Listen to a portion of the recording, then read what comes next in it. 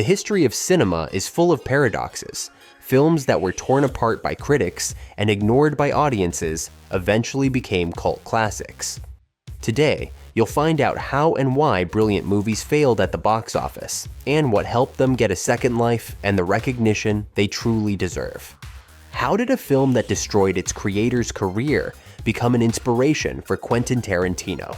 Which movie became a cultural phenomenon with its own religion? Why did Christopher Nolan have to blow up a real airplane, and which box office failures can be blamed on Steven Spielberg? All this and more in our new video. Let's dive in. 10 movies that flopped at the box office but later became true masterpieces. The Thing. Imagine this. You go to the theater expecting a nice family movie about a friendly alien, but instead you get terrifying monsters and paranoia on the verge of madness. That's exactly what happened with John Carpenter's The Thing in 1982. And you know what? It's one of the clearest examples of how time can completely change a film's destiny. It all started back in the mid-70s. Universal wanted to remake John W. Campbell's classic story, Who Goes There? But the project stalled. The scripts didn't work, directors kept changing. Then, in 1979, Ridley Scott's Alien came out, and the studio realized alien horror was back in style. At that time, indie director John Carpenter had just released the successful slasher, Halloween. The stars finally aligned. The lead role of Pilot McCready went to Kurt Russell. He had already worked with Carpenter and was famous enough to draw attention to the movie.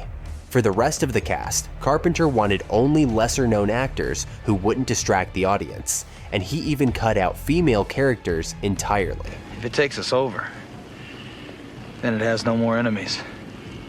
Nobody left to kill it. And then it's won. Filming began in the summer of 1981 on the snowy plains of Alaska, and later moved to scorching Los Angeles. This became a real challenge. Outside, it was 100 degrees Fahrenheit, but inside the soundstage, it was kept around freezing to create an Antarctic atmosphere. The actors got sick, the equipment kept failing, and special effects were still in their early days, so they had to act terrified while staring at an X marked on the wall. And then came June 1982. The Thing hit theaters, almost at the same time as Spielberg's E.T. the Extraterrestrial. Two movies about aliens, but with completely opposite tones.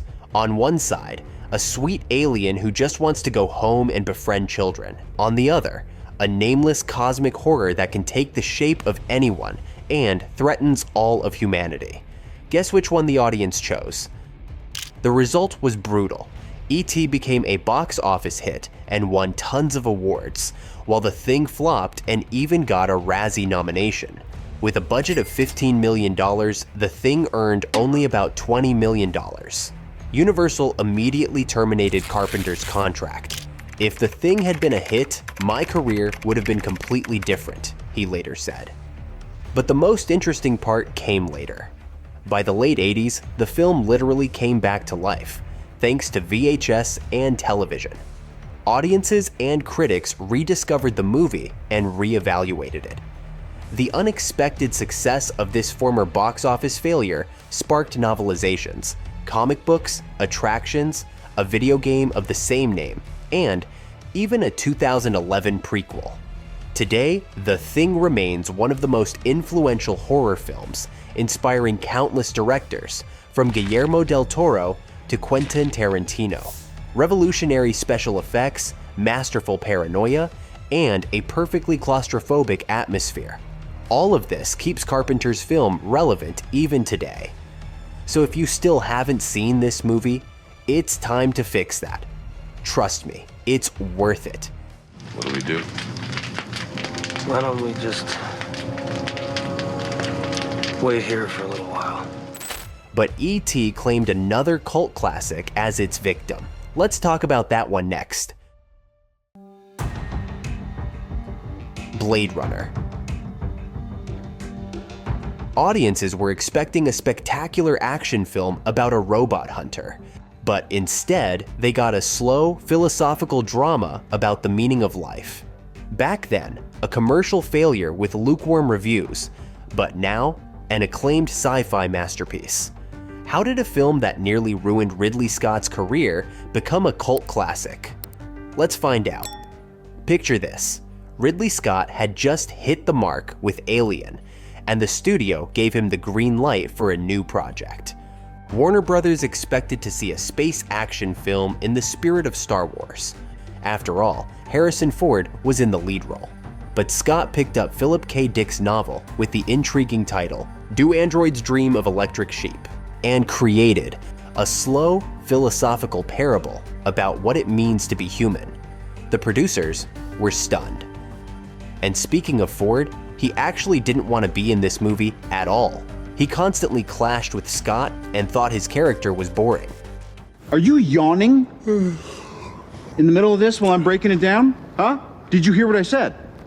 The irony is that Deckard's role became one of the most important in his career.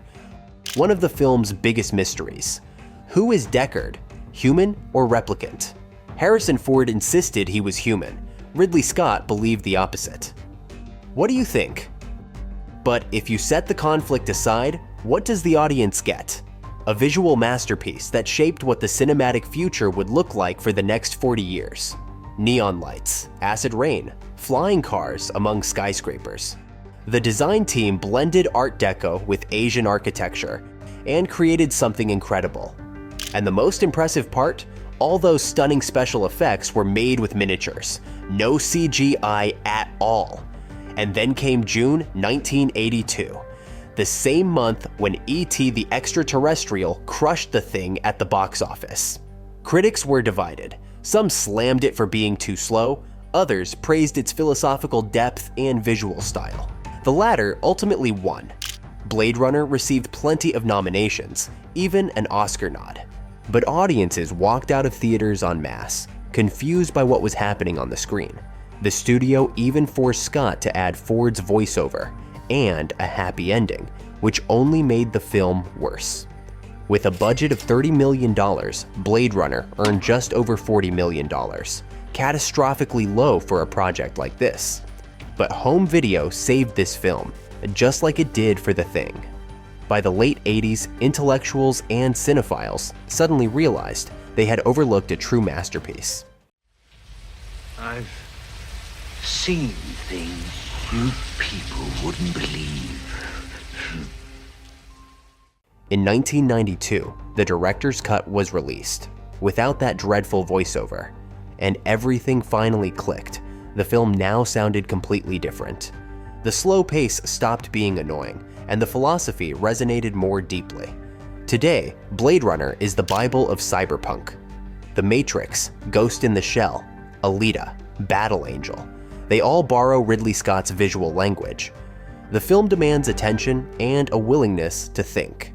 But in return, it gives you something that 99% of modern blockbusters don't. A visually flawless vision of the future that still feels realistic after 40 years. Deep philosophical questions about the nature of humanity, and the perfect blend of detective story and science fiction. All of this makes Scott's film a masterpiece. Yes, it's not an easy watch, but that's exactly why it remains relevant while other 80s blockbusters look hopelessly outdated. And the 2017 sequel proved the interest in this universe hasn't faded. Maybe now is the perfect time to finally watch the original, or rewatch it. Just make sure it's the director's cut. Donnie Darko. Do you know that feeling when you walk out of a movie theater and have no idea what you just watched? That's pretty much how audiences reacted to Donnie Darko in 2001. It didn't gain recognition right away, but eventually, the film earned the praise it deserved. How? Let's find out. Richard Kelly wrote the script for Donnie Darko when he was just 23. A dark story about a boy who begins seeing a giant rabbit that predicts the end of the world. It was an ambitious debut that mixed teenage drama, science fiction, time travel philosophy, and social satire. Not exactly a winning formula for mainstream audiences. The lead role went to then unknown Jake Gyllenhaal, instead of Vince Vaughn or Mark Wahlberg, a decision that seemed risky at the time but turned out to be brilliant. Filming lasted only 28 days, the same amount of time Kelly spent writing the script, and the same time frame in which the film's story takes place. Quite the coincidence, right? And there are chapters in that book that describe the stuff I've been seeing, and it can't just be a coincidence.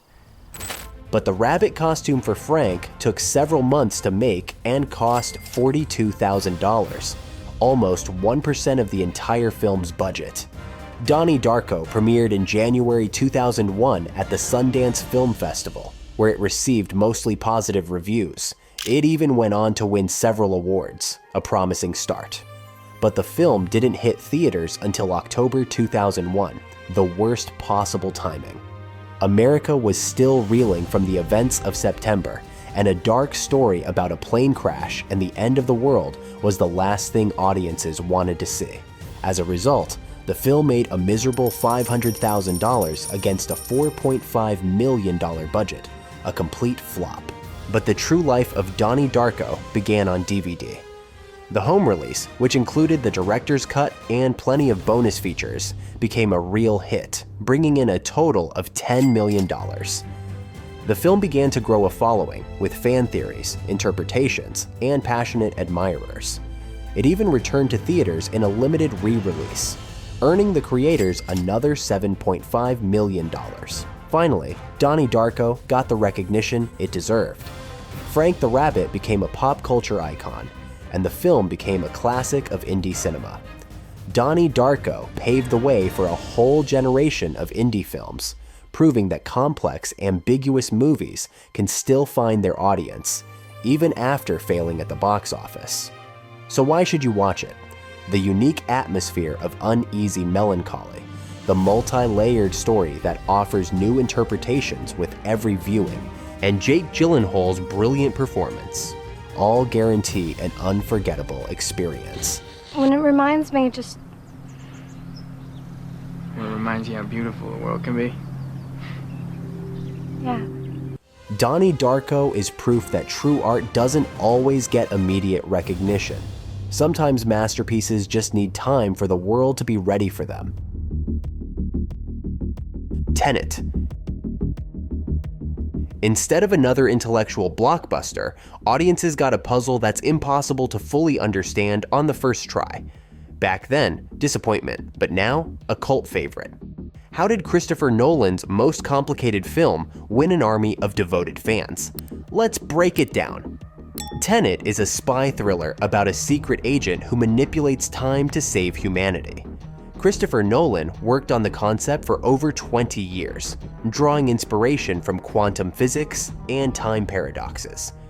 The lead role went to John David Washington, yes, Denzel's son, but at the time, not very well known. In supporting roles though, the star power was undeniable. Robert Pattinson, Elizabeth Debicki, and Kenneth Branagh. As always, Nolan avoided CGI in favor of practical effects. For the inversion scenes, actors had to learn to move and speak backwards. But the wildest part, Nolan blew up a real Boeing 747 for one of the key scenes. It actually turned out cheaper than creating a digital model. Filming took place under the strictest secrecy. Washington and Pattinson were only allowed to read the full script in a locked room, and the public had no idea what the movie was about until the very end. As I understand it, we're trying to prevent World War III. Tenet was released at the height of the pandemic in August 2020, when most theaters were still closed. Nolan firmly insisted that Tenet be shown exclusively in theaters, not on streaming platforms, where more and more premieres were heading. The film grossed $363 million on a $200 million budget. Not bad for pandemic times, but far below the studio's expectations. Critics were divided. Some praised its ambition and visual effects, which won an Oscar. Others complained about the confusing plot and sound issues. Many viewers walked out of theaters completely lost. It was just too complex. But that very complexity made Tenet a cult film. On social media, thousands of breakdowns, theories, and explanations. Audiences watched it multiple times, discovering new details with each viewing. Today, Tenet is the pinnacle of Nolan's work, a film where he pushed his obsession with time paradoxes to the extreme. What'll happen here? Hasn't happened yet. Tenet isn't for everyone, but it's definitely worth watching. A visual spectacle with mind-blowing practical effects, an intellectual challenge in the form of a cinematic puzzle, and just a thrilling blockbuster with incredible action scenes. Movies that are easy to understand get forgotten quickly, but Tenet will be analyzed for a long time to come. Last Action Hero. It's 1993. Audiences are expecting another hard-hitting action film starring Arnold, but instead, they get a confusing comedy about movies. Back then, one of the biggest flops of the 90s, but now, a cult parody that was way ahead of its time. How did a film that nearly destroyed Schwarzenegger's career become a favorite among movie lovers? Let's find out. Last Action Hero tells the story of a boy who, with the help of a magic ticket, gets transported into an action movie alongside his idol, Jack Slater. Arnold Schwarzenegger was at the peak of his fame after Terminator 2. In the director's chair, John McTiernan, the same guy who made Die Hard. But something went wrong. The film became one of the most expensive projects of its time, with a budget of about $85 million, including a $15 million paycheck for Arnie. The cast was packed with stars, from Stallone to Sharon Stone. Jack! Did you see that? The soundtrack featured an original track by AC/DC. The creators wanted to show that Hollywood could laugh at itself, but the audience wasn't ready for that kind of irony. The premiere took place in June 1993, going head-to-head with Jurassic Park, another bad release date, and once again, Spielberg. On top of that, the production timeline was way too tight. Only 9 months for a blockbuster. That's not enough. The filmmakers begged to postpone the release, but the studio insisted and buried the project. It didn't even break even in the US, and the worldwide box office, $137 million, still wasn't enough. Critics were ruthless, calling the movie a chaotic mix of fantasy, movie geek jokes, and a few impressive action scenes. In the end, it earned 6 Razzie nominations. Audiences didn't understand what was happening on screen. There were too many inside jokes, obscure references, and self-irony that the early 90s mainstream crowd just wasn't ready for. The failure of Last Action Hero became a turning point in Schwarzenegger's career. The era of muscle-packed action heroes was coming to an end, and Arnold wasn't quite ready yet for comedy roles. But something clicked in the late 90s. Movies like Scream, The Truman Show, and later Deadpool arrived, and suddenly, everyone realized Last Action Hero was simply ahead of its time. What seemed too smart for 1993 became the norm in the 2000s. Sharp humor, breaking the fourth wall, parodies of genre cliches. Last Action Hero did it all first. A surgically precise takedown of Hollywood cliches in an action movie format, a perfect 90s time capsule, and an unexpectedly self-aware Schwarzenegger parodying his own image. You absolutely need to see this. Last Action Hero is a movie for people who love movies about movies. Maybe the world wasn't ready for such boldness in 1993, but trust me, today this film will hit very differently. Fight Club. Audiences went in expecting a stylish thriller with Brad Pitt, but got a brutal satire on consumer culture and the crisis of masculinity. I'm a 30-year-old boy. We're a generation of men raised by women.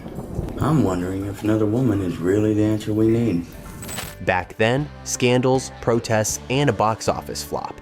Now, a cult classic and the subject of endless debates. Fight Club is a psychological thriller about an office worker who battles insomnia in some very unconventional ways. Director David Fincher took on the project after the failure of Alien 3. Brad Pitt, following Meet Joe Black, was also hoping to redeem himself in the film world. Edward Norton had to lose weight, Pitt had to get a chunk of his tooth knocked out, and both of them had to learn soap making and boxing. Serious preparation all around. By the way, Pitt was paid $17 million, while Norton only got $2.5 million. But it wasn't any easier on set. Fincher was obsessed with details and demanded dozens of takes. Some scenes were reshot up to 50 times. Pitt's character, Durden, was even supposed to give out a working recipe for homemade explosives. Imagine how that could have turned out. Still, that didn't prevent the scandals. The premiere in September 1999 caused a real uproar. Critics were divided. Some called the film brilliant satire. Others condemned it as dangerous violence propaganda. In fact, after the film's release, several fight clubs really did pop up in the US, and their members were often accused of extremism. With a budget of $63 million, the film grossed only $37 million in the US. A complete commercial failure. Fox completely botched the marketing campaign. They focused on the fight scenes and aired the ads during wrestling matches. The film received just one Oscar nomination for sound, while the Academy ignored all its other merits. The real fame came to Fight Club on DVD. The home release with tons of bonus content became a bestseller, and the film began to gain theories and fan interpretations. By the mid-2000s, this so-called flop was already a cult classic. It became one of Tarantino's favorite films, its quotes turned into memes, and Tyler Durden became a symbol of rebellion. What's the first rule of Fight Club? G-string underwear. No, it's don't talk about Fight Club. Oh, well, I really blew it. The irony, an anti-consumerist film ended up spawning entire lines of merchandise. Fincher's technical mastery, the stunning performances by Pitt and Norton, and the painfully accurate portrayal of modern society's issues make Fight Club a film absolutely worth watching, even 25 years later. Scott Pilgrim vs. the World. Instead of a typical teen rom-com, audiences got a wild mix of video games and comic books. Back then, a box office flop and confusion from the mainstream crowd. But now, a cult masterpiece for the millennial generation. How did the film pull this off? Let's find out. If we're gonna date, you may have to defeat my 7 evil exes. You have 7 evil ex-boyfriends? 7 evil exes, yes. And I have to fight defeat. Scott Pilgrim vs. the World is an action comedy about a Canadian slacker who must defeat 7 evil exes of his new girlfriend. Director Edgar Wright spent years adapting Brian Lee O'Malley's graphic novels, aiming to create a live-action comic. And you know what? He nailed it. The problem was, the audience wasn't ready. Just imagine, Michael Cera trained to fight like in a video game. Actors recorded sound effects right on set, and the ending was being rewritten during filming. This was pure creative madness. The premiere in August 2010 turned out to be a disaster. With a $60 million budget, the film made only $47 million worldwide. It was one of the biggest box office failures of the year. Universal immediately wrote the film off as a loss and dropped all plans for sequels. Critics loved it, but the general audience didn't get it. Too many geek culture references, too fast, too niche. It seemed like Scott Pilgrim would remain an expensive oddity in Wright's filmography. But home video and streaming platforms gave the film a second life. A generation raised on video games rediscovered the movie through DVDs and streaming. By 2015, Scott Pilgrim had become a cult classic. Memes, GIFs, fan art, the film became the language of an entire generation. Wright brought the aesthetic of comic books and video games to life on screen. The soundtrack became a standalone piece of art, and the film itself turned into a perfect time capsule of the late 2000s. And in 2023, an animated series was released on Netflix, with the original cast returning to voice their characters 13 years later. If that's not proof of cultural impact, what is? Scott Pilgrim was too ahead of its time in 2010, but it's a perfect fit for today. If you grew up in the era of video games and the internet, This film was made for you. Just take my word for it. Killers of the Flower Moon. Audiences were expecting another gritty crime thriller from Scorsese, but instead, they got a meditative 3-hour drama about the genocide of Native Americans. Why did the mainstream crowd ignore it? And how did it become the director's most powerful statement about America's conscience? Let's dig in. Martin Scorsese spent nearly a decade adapting David Grann's book about the real-life murders of the Osage people in the 1920s Oklahoma. In the leading roles, Leonardo DiCaprio and Robert De Niro, Scorsese's go-to stars. DiCaprio was originally set to play an FBI agent, but personally suggested rewriting the part so he could portray the weak-willed nephew of the antagonist, a more complex, layered character. You know, you got nice color skin. What color would you say that is? My color. Scorsese insisted the filming had to take place in Oklahoma, on Osage land. The production included tribal consultants and Native American actors. This wasn't just a film, it was an act of justice. The premiere at the 2023 Cannes Film Festival was a triumph. 9 minutes of standing ovations. Critics called the film a masterpiece and Scorsese's most important statement on America's racial issues. Leading outlets listed it among the best films of the year. But what about the box office? It earned $157 million against a $215 million budget. People couldn't handle the 3.5-hour runtime. Many walked out halfway through. Too slow, too heavy, too honest? I was sent down from Washington, D.C. to see about these murders. See, what about them? See who's doing it. Despite the box office failure, Killers of the Flower Moon received 10 Oscar nominations, but unfortunately, no wins. Yet the most important milestone? For the first time in the history of the Academy Awards, a Native American actress, Lily Gladstone, was nominated for Best Actress. The film introduced a wider audience to a little-known chapter of American history and became a crucial statement about systemic racism. Many critics called it the definitive message from the 80-year-old master about the dark side of the American dream. An important historical theme that forces a reckoning with America's past, Lily Gladstone's outstanding performance and flawless visuals that bring the 1920s to life. All of this makes Killers of the Flower Moon a must-watch. Yes, the film flopped at the box office. Yes, audiences expected something else, but sometimes art is supposed to hurt in order to change something. Killers of the Flower Moon is exactly that kind of film. The Big Lebowski. Audiences went to the theater expecting another crime masterpiece like Fargo, and instead got a plotless comedy about a lazy bowler who spends the entire movie looking for his stolen rug. Seriously? After the dark tone of Fargo, the Coen brothers decided to make its complete opposite, a comedy about the most laid-back man in Los Angeles, a character they had been developing since the early 90s. The main character, Jeffrey Lebowski, better known as The Dude, was based on a real person. The Coens were inspired by their producer friend Jeff Dowd, an eccentric hippie known as The Dude, and a devoted fan of White Russians.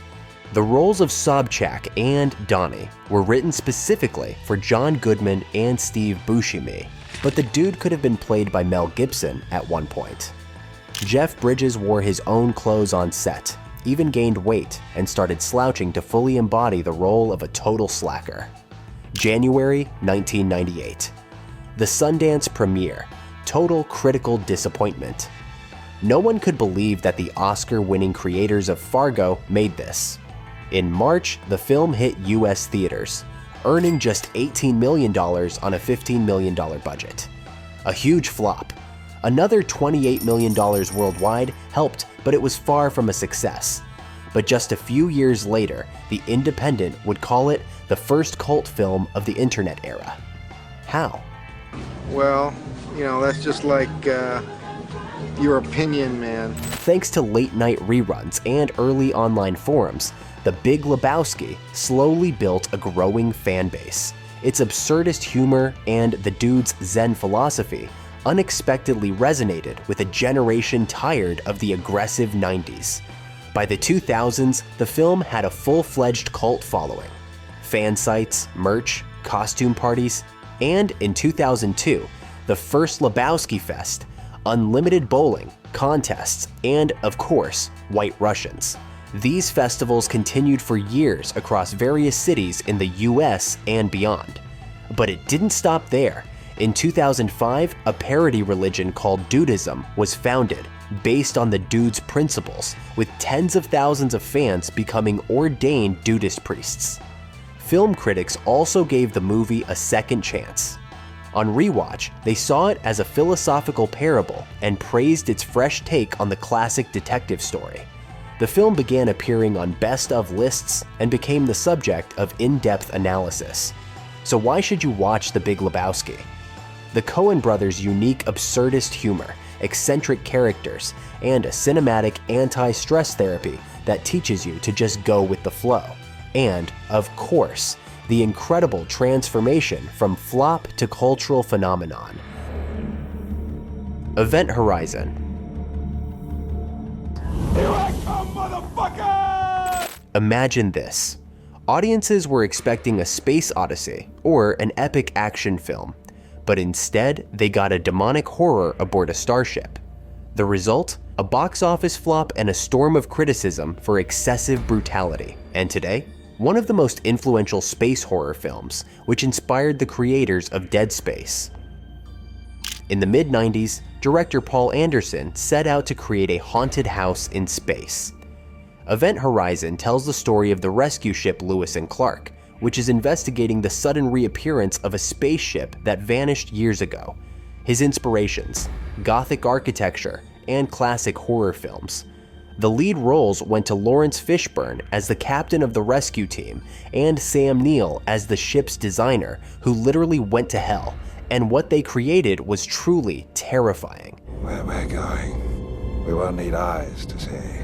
But Paramount Pictures invested $60 million expecting a dark Star Trek, not The Shining in space. And that's where everything went wrong. The test screening was a disaster. Anderson's original cut was 130 minutes long and so brutal that shocked viewers ran out of the theater. The studio panicked and demanded that 30 minutes be cut and the violence toned down. But there was little time left. The new cut was rushed, and the marketing campaign turned out to be a failure. The August 1997 premiere was a catastrophe. Audiences complained about a confusing plot and excessive gore. Critics called it a cheap mix of Alien and Hellraiser. In the end, the film made only $27 million against its $60 million budget, a complete flop. But the most frustrating part? Most of the deleted footage simply rotted away in a salt mine in Transylvania. That's where, according to rumors, the reels were sent for storage. That's where the scariest scenes of the film disappeared. It seemed Anderson's space horror was doomed to be forgotten. But then a miracle happened. Over time, interest in the film only grew, and the former flop became a cult classic. Anderson's film was reevaluated by both critics and audiences. It was recognized as one of the most important works in the genre, and became a key inspiration for the Dead Space video game series, and movies like Pandorum and Interstellar. Fans still believe the full version of the film exists, and continue to demand its release. A unique combination of space sci-fi and gothic horror, a chillingly claustrophobic atmosphere, and a philosophical dive into pure evil. Hell is only a word. The reality is much, much worse. This is Event Horizon, a film that deserves attention even today. If you're looking for something truly terrifying, this is the film for you. Just be ready. After watching, it might be hard to fall asleep. And so our cinematic journey comes to an end. You know what's most amazing about these stories? That the boldest and most groundbreaking films are almost always doomed to fail, because they are ahead of their time. But that's exactly why they become immortal. Which of these films have already made it into your personal list of favorites? Or maybe you know other failed masterpieces that deserve recognition? Share them in the comments.